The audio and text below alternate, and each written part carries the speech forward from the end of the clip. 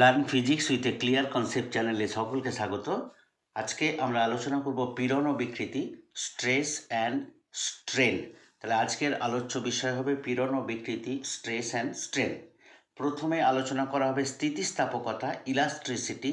স্থিতিস্থাপকতা কি? What is elasticity?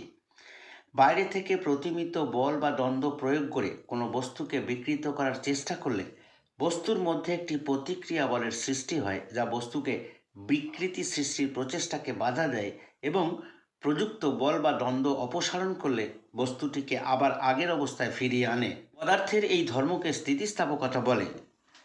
বাইরে থেকে কোনো প্রতিমিত বল বা দ্বন্দ্ব প্রয়োগ করে যদি কোনো বস্তুকে বিকৃত করার চেষ্টা করা হয়, তাহলে বস্তুর মধ্যে একটি প্রতিক্রিয়া বলের সৃষ্টি হয়, যা বস্তুকে বিকৃতি সৃষ্টির প্রচেষ্টাকে বাধা দেয় এবং এই প্রযুক্ত বল বা দ্বন্দ্ব যদি অপসারণ করা হয়, তাহলে বস্তুটি আবার আগের অবস্থায় ফিরে আসে। পদার্থের এই ধর্মই স্থিতিস্থাপকতা। স্থিতিস্থাপকতার উপর প্রভাব সৃষ্টিকারী বিষয়। স্থিতিস্থাপকতার উপর কোন কোন বিষয় প্রভাব সৃষ্টি করে সেগুলো আলোচনা করা হবে। উষ্ণতা বা তাপমাত্রা, অশুদ্ধি, উত্তাপন ও শীতলীকরণ, পদার্থের অবস্থা, প্রযুক্ত বলের প্রভাব, বস্তুর উপাদান। তাহলে এই সমস্ত বিষয়গুলির উপর স্থিতিস্থাপকতা নির্ভর করবে। উষ্ণতা বা তাপমাত্রা, অশুদ্ধি, উত্তাপন ও শীতলীকরণ, পদার্থের অবস্থা, প্রযুক্ত বলের প্রভাব এবং বস্তুর উপাদান। পীড়ন, স্ট্রেস। পীড়ন কি? What is stress? বাইরে থেকে বল প্রয়োগ করে কোনো বস্তুকে বিকৃত করলে স্থিতিস্থাপকতা ধর্মের জন্য বস্তুর ভিতর একটি প্রতিক্রিয়া বলের উদ্ভব হয়। এই বল বস্তুকে বিকৃত করার প্রচেষ্টাকে বাধা দেয় এবং প্রযুক্ত বল ছড়িয়ে নিলে বস্তুটি আবার আগের অবস্থায় ফিরে আসে। বিকৃত বস্তুর প্রতি একক ক্ষেত্রফলে উদ্ভূত প্রতিক্রিয়া বলকে পীড়ন বলে। পীড়ন কি হলো? বাইরের থেকে বল প্রয়োগ করে কোনো বস্তুকে বিকৃত করলে স্থিতিস্থাপকতা ধর্মের জন্য বস্তুর ভিতরে একটি প্রতিক্রিয়া বলের উদ্ভব হবে। এই প্রতিক্রিয়া বল বস্তুকে বিকৃত করার প্রচেষ্টাকে বাধা দেবে এবং প্রযুক্ত বল সরিয়ে নিলে এই বলটি ওই বস্তুটিকে আবার আগের অবস্থায় ফিরিয়ে নিয়ে আসবে। বিকৃত বস্তুর প্রতি একক ক্ষেত্রফলে উদ্ভূত এই প্রতিক্রিয়া বলকে পীড়ন বলে। পীড়নের পরিমাপ কি করে আমরা পীড়নের পরিমাপ করব? পীড়ন ইজ ইকুয়াল টু প্রতিক্রিয়া বল বা প্রত্যানয়কারী বল বাই বস্তুর প্রস্থচ্ছেদের ক্ষেত্রফল ইজ ইকুয়াল টু প্রযুক্ত বাহ্যিক বল বাই বস্তুর প্রস্থচ্ছেদের ক্ষেত্রফল। যেহেতু প্রতিক্রিয়া বল এবং প্রযুক্ত বাহ্যিক বল পরস্পরের সমান হয় এবং বিপরীতমুখী হয়, তাই আমরা প্রতিক্রিয়া বলের জায়গায় প্রযুক্ত বাহ্যিক বল লিখেছি, নিচে বস্তুর প্রস্থচ্ছেদের ক্ষেত্রফল। তাহলে পীড়নের পরিমাপ হলো প্রযুক্ত বাহ্যিক বল বাই বস্তুর প্রস্থচ্ছেদের ক্ষেত্রফল। অভিলম্ব পীড়ন, নর্মাল স্ট্রেস। অভিলম্ব পীড়ন কি? What is normal stress? বস্তুর তলের সঙ্গে অভিলম্বভাবে উদ্ভূত পীড়নকে অভিলম্ব পীড়ন বলে। বস্তুর তলের সঙ্গে অভিলম্বভাবে উদ্ভূত যে পীড়ন সৃষ্টি হয় তাকে অভিলম্ব পীড়ন বলে। স্পর্শকীয় পীড়ন, ট্যানজেন্সিয়াল স্ট্রেস। স্পর্শকীয় পীড়ন কি? What is tangential stress? বস্তুর তলের সঙ্গে সমান্তরালভাবে উদ্ভূত পীড়নকে স্পর্শকীয় পীড়ন বলে। বস্তুর তলের সঙ্গে সমান্তরালভাবে উদ্ভূত যে পীড়ন সৃষ্টি হয় সেই পীড়নকে স্পর্শকীয় পীড়ন বলে। পীড়নের একক, ইউনিটস অফ স্ট্রেস। পীড়নের একক, চাপের একক। পীড়নের একক ইজ ইকুয়াল টু চাপের একক। পীড়নের একক যা, চাপের এককও তাই।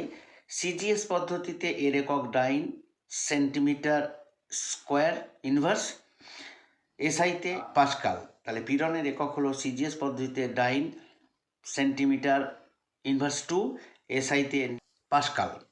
পীড়নের মাত্রা, আমরা জানি পীড়ন সমান বল বাই ক্ষেত্রফল।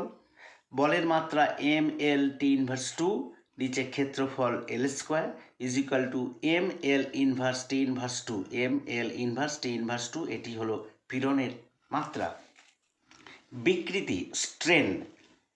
বিকৃতি কি? What is strain? কোনো স্থিতিস্থাপক বস্তুর উপর বাহ্যিক প্রতিমিত বল প্রযুক্ত হলে ওই বস্তুর বিভিন্ন অংশের মধ্যে আপেক্ষিক সরণ ঘটে, যার ফলে বস্তুর আকার বা আয়তন উভয়ই পরিবর্তিত হয়। এই পরিবর্তনকেই বিকৃতি বলে। কোনো স্থিতিস্থাপক বস্তুর উপর যদি বাহ্যিক প্রতিমিত বল প্রয়োগ করা যায়, তাহলে ওই বস্তুর বিভিন্ন অংশের মধ্যে আপেক্ষিক সরণ ঘটে, যার ফলে বস্তুর আকার বা আয়তন বা উভয়ই পরিবর্তিত হয়। এই পরিবর্তনকেই বিকৃতি বলে। অনুদৈর্ঘ্য বিকৃতি। বাহ্যিক বল প্রয়োগের ফলে একক দৈর্ঘ্যে দৈর্ঘ্যের পরিবর্তনকে অনুদৈর্ঘ্য বিকৃতি বলে। বাহ্যিক বল প্রয়োগের ফলে একক দৈর্ঘ্যের যে পরিবর্তন হয় তাকে অনুদৈর্ঘ্য বিকৃতি বলে। অনুদৈর্ঘ্য বিকৃতি ইজ ইকুয়াল টু দৈর্ঘ্যের পরিবর্তন বাই প্রাথমিক দৈর্ঘ্য is equal to small L by L, যেখানে স্মল এল দৈর্ঘ্যের পরিবর্তন এবং ক্যাপিটাল এল প্রাথমিক দৈর্ঘ্য। আয়তন বিকৃতি, বাহ্যিক বল প্রয়োগের ফলে বস্তুর একক আয়তনে আয়তনের পরিবর্তনকে আয়তন বিকৃতি বলে। বাহ্যিক বল প্রয়োগের ফলে বস্তুর একক আয়তনে আয়তনের পরিবর্তনকে আয়তন বিকৃতি বলে। আয়তন বিকৃতি ইজ ইকুয়াল টু আয়তনের পরিবর্তন বাই প্রাথমিক আয়তন is equal to small V by capital V, যেখানে স্মল ভি হলো আয়তনের পরিবর্তন এবং ক্যাপিটাল ভি হলো প্রাথমিক আয়তন। কৃন্তন বিকৃতি, বাহ্যিক বলের প্রভাবে বস্তুর আয়তনের কোনরূপ পরিবর্তন না ঘটিয়ে বস্তুর আকৃতির পরিবর্তন ঘটলে বস্তুতে সৃষ্ট বিকৃতিকে কৃন্তন বিকৃতি বলে। বাহ্যিক বলের প্রভাবে বস্তুর আয়তনের কোনরূপ পরিবর্তন না ঘটিয়ে বস্তুর আকৃতির পরিবর্তন ঘটলে বস্তুতে সৃষ্ট বিকৃতিকে কৃন্তন বিকৃতি বলে। বিকৃতির একক, এবার আসবে বিকৃতির একক কি। বিকৃতি দুটি সমজাতীয় রাশির অনুপাত। আমরা এখানে দেখলাম যে বিকৃতি দুটি সমজাতীয় রাশির অনুপাত। এক্ষেত্রে দেখতে পাচ্ছি উপরেরটাও আয়তন, নিচেরটাও আয়তন, অর্থাৎ বিকৃতি দুটি সমজাতীয় রাশির অনুপাত, তাই এর কোনো একক নেই, এটি একটি সংখ্যা মাত্র।